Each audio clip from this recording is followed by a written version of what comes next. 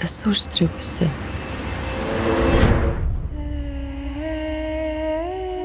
Įžengiau į naują pasaulį. Ir stengiuosi sekti naujas taisyklės, stengiuosi atsipalaiduoti. Tačiau niekas nesikeičia.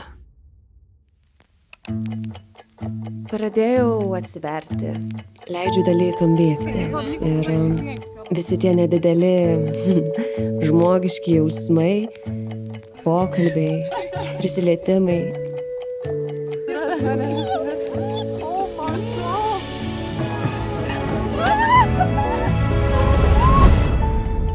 Tada pradedu jausti savim, kaip atgaivina mano vidų ir vėl pradedu patirti nuotykį.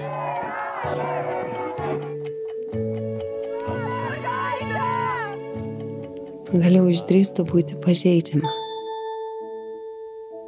Kažkas nutinka. Liūdesyje atrandu atėsį.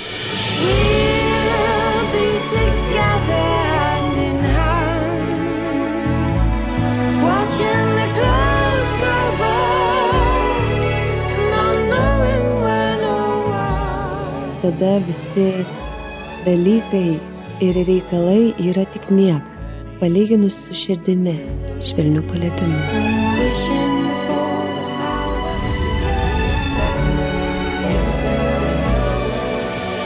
Kaip visa tai yra svarbu, daug giliau ir svarbiau negu visi reikalai ir dideli dalykai.